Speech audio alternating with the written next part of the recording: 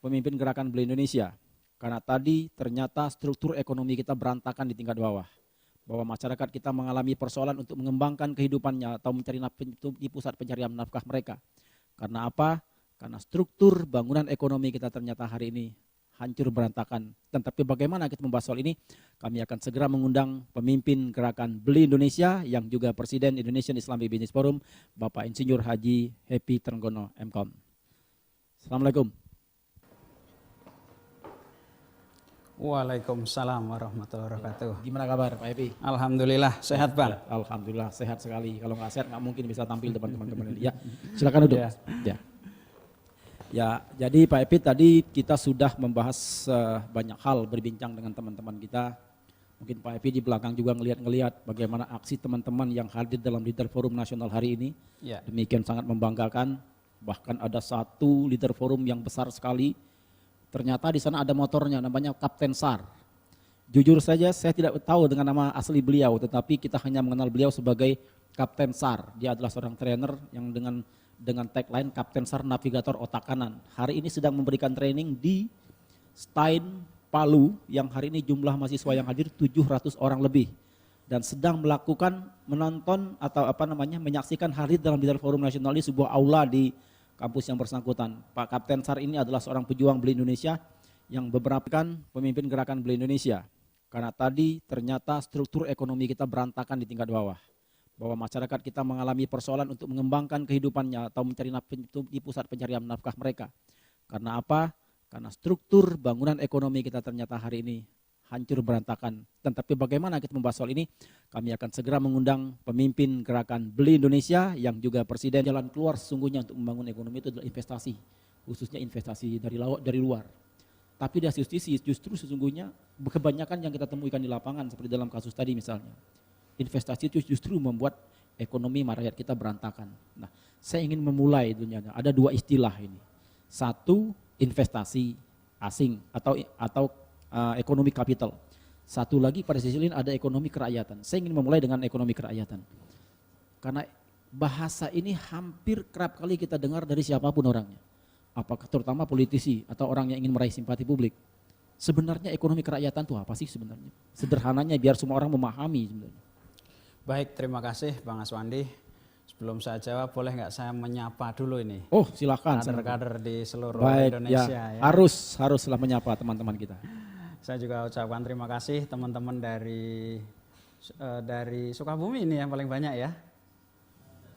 Sukabumi, Karawang, Bekasi ya yang hadir di studio. Terima kasih. Juga saya ucapkan selamat bergabung kepada kader-kader Beli Indonesia, IIBF dari seluruh Indonesia yang hari ini nampaknya sudah makin bertambah yang menyiapkan diri untuk mengikuti acara ini ya. Ya. Medan, saya dengar Medan ini baru nih ya, ada Pak Kang Riki dan teman-teman banyak sekali tadi. Kemudian juga Semarang juga mulai hari ini. Ya. Karena ini adalah forum yang ketiga ya Bang ya. Ketiga ya kita. Forum yang ketiga dan memang kita minta teman-teman dari seluruh Indonesia itu untuk mengikuti. Jadi saya ingin mengingatkan bahwa acara ini itu adalah sebuah bukan media televisi ya. Makanya kita tidak siaran setiap hari, tetapi memang kita gunakan ini untuk menggerakkan teman-teman yang ada di daerah.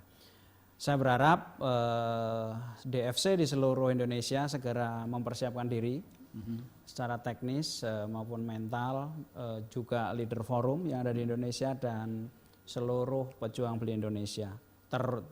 Termasuk di dalamnya adalah pengurus-pengurus IIBF yang ada di Indonesia. Jadi kalau hari ini kita mengangkat tema membela ekonomi anak bangsa. Tadi Bang Aswandi bertanya tentang konsep kenapa sih ekonomi kerakyatan, apa yang dimaksud ekonomi kerakyatan. Ya. Jadi apakah ekonomi kerakyatan itu juga digunakan di negara-negara lain gitu. Ini kan sebuah pertanyaan besar bagi bangsa Indonesia. Kalau kita lihat liputan yang dilakukan oleh tim Devri Center itu ke Sukabumi ini luar biasa sekali, menunjukkan adanya sebuah persoalan besar sebetulnya, di mana anak-anak kita gitu, anak-anak bangsa itu berjatuhan ya satu persatu. Itu mereka yang melawan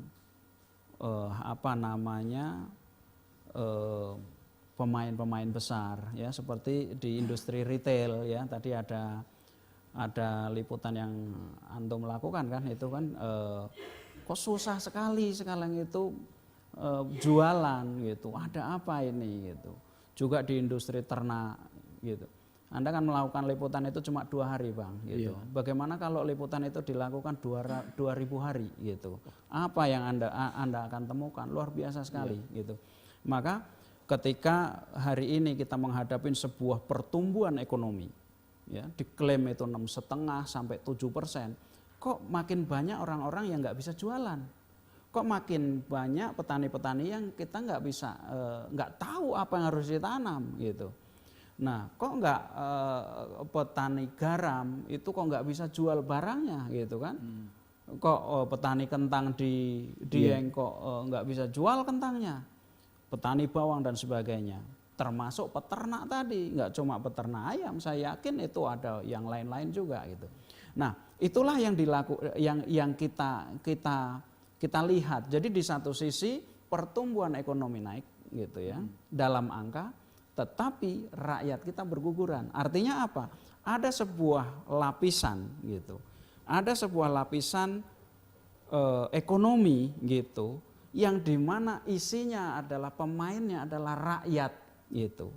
Yang disebut rakyat itu pasti bukan orang-orang yang punya duit itu bertriliun-triliun gitu, yang tidak punya akses sebesar-besarnya ke perbankan. Mungkin punya akses tetapi berapa sih gitu kan gitu. Nah kalau saya lihat tadi yang diliput itu bahkan industri menengah pun itu berguguran. Nah itulah ekonomi rakyat gitu. Artinya apa? Ekonomi rakyat itu ekonomi di mana pelaku utamanya adalah rakyat, di mana uangnya itu jatuh ke tangan rakyat gitu, di mana rakyat itu memperoleh kehidupan di dalam perekonomian gitu, yang di mana rakyat itu bukan sebagai objek gitu, bukan sebagai buruh, bukan sebagai pegawai semata gitu. Nah itulah ekonomi rakyat gitu. Nah di dalam membangun sebuah bangsa, membangun perekonomian, rakyat ini tidak bisa berjuang itu bersaing dengan pemain-pemain besar gitu. Jadi Indonesia itu ketika kita itu berbicara tentang ekonomi, maka di sana ada satu pertarungan yang luar biasa antara kekuatan asing dengan kekuatan bangsa kita. Itu satu sisi. Yang kedua, ada pertarungan antar kelas gitu disebutnya. Pertarungan siapa? Pertarungan mereka yang memegang kapital tinggi dengan rakyat kita gitu. Nah, ini semua harus diatur. Nah, hari ini kalau kita lihat rakyat kita bergelimpangan karena harus bertempur dengan kapitalis yang dibebaskan sedemikian rupa gitu. Dan kapitalis pun gitu berasal dari luar gitu, jadi berlipat-lipat ya. Maka ini sebuah tragedi dan menurut saya sangat menyedihkan sekali, sangat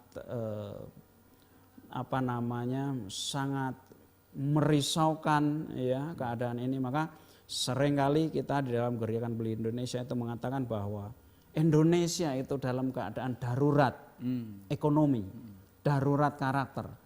Kenapa darurat ekonomi? Terutama secara struktur gitu. Karena secara struktur gitu rakyat kita itu ekonominya morat-marit luar biasa. Tapi kenapa kemudian ini justru tidak menjadi perhatian penting bagi pemegang kebijakan untuk membangun ekonomi rakyat ini? Padahal kan mereka lah yang menjadi pemilik sah republik ini. Ya, pemilik sah republik ini adalah kita semua gitu. Ada rakyat gitu.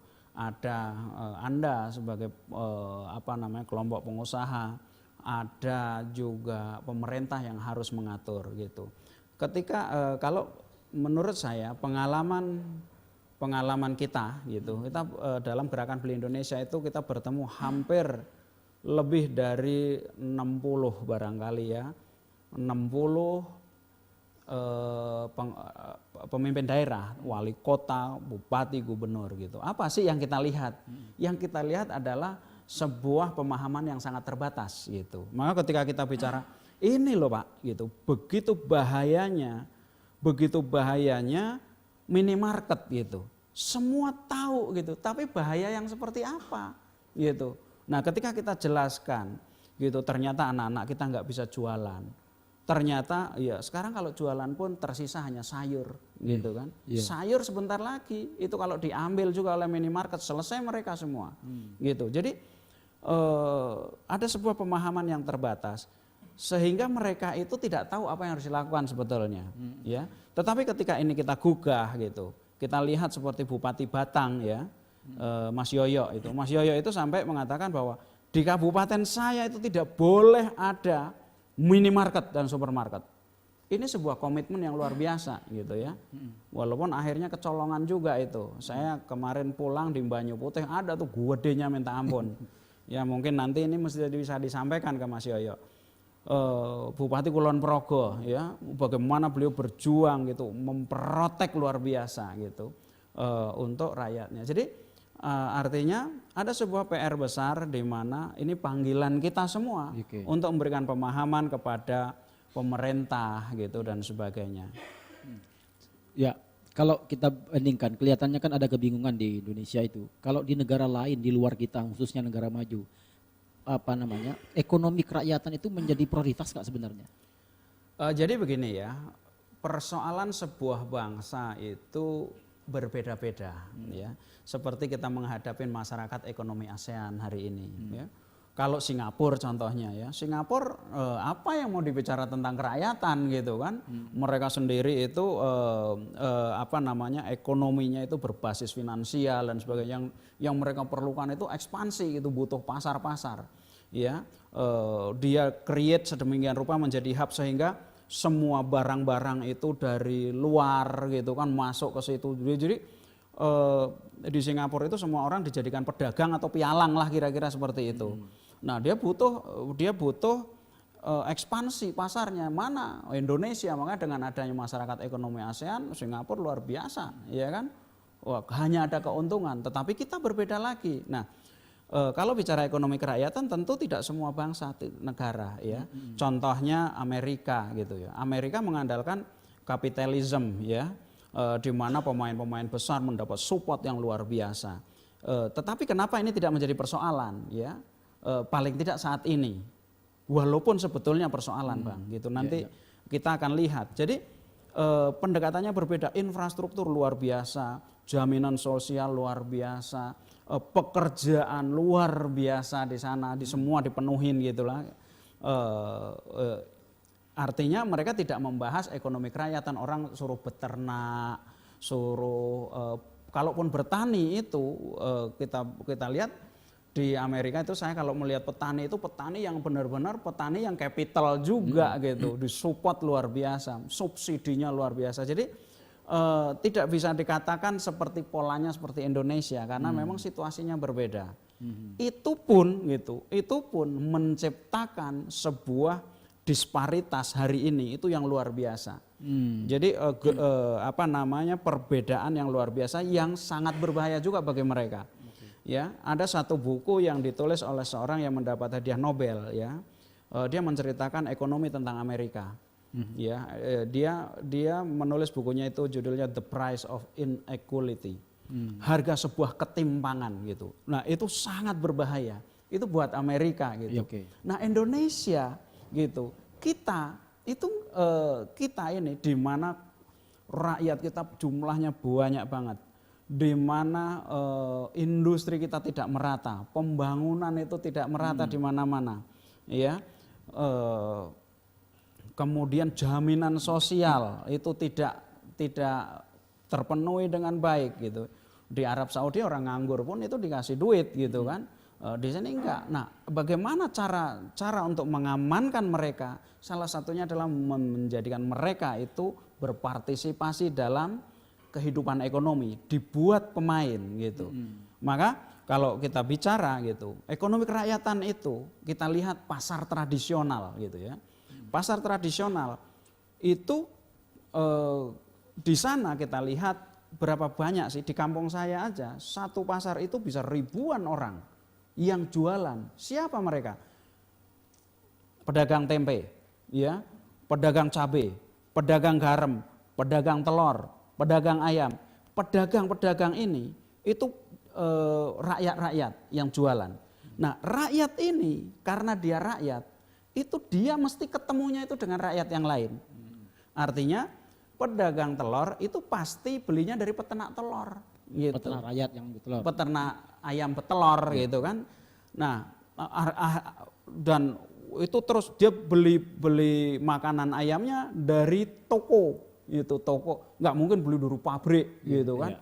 Nah, akhirnya ekonomi ini gitu dari rakyat itu nyambung ke rakyat-rakyat, maka disebut ekonomi kerakyatan, karena yang main itu rakyat yang bermain. Nah, datanglah orang satu nih punya capital, punya modal gitu, dia mikirkan saya harus bikin 1000 gerai gitu kan, 1000 gerai, ini bikin ini 1000 gerai. Dia jual telur, dia jual garam, dia jual gula. Gula beli dari mana? Dia nggak beli dari grosir, nggak mungkin. Belinya dari pabrik gula. Kalau perlu itu bikin pabrik gula sendiri. Jadi kapitalis ini ketemunya dengan kapitalis juga gitu. Makanya rakyat nggak bisa bersaing. Ini bisa murah banget gitu. Rakyat gitu nggak mungkin. Makanya kalau tadi siapa Kang Juhendi ya yang mengatakan saya bikin gerai sendiri. Pak, itu mereka itu baru untung itu sudah di atas 70 gitu. Bapak bikin 5, mati besok pagi. Ya. Nah, jadi makanya harus diatur gitu. Hari ini dengan otonomi bupati harus paham, gubernur harus paham. Ya, presiden harus lebih paham. Kalau enggak berantakan semua. Dan sangat berbahaya buat masa depan bangsa kita. Mungkin kita harus break sejenak. Kalau tadi kita bincang tentang ekonomi kerakyatan, sebenarnya investasi itu bagaimana sebenarnya? Namun kita tetaplah di Leader Forum Nasional, kami akan kembali setelah tayangan berikut ini.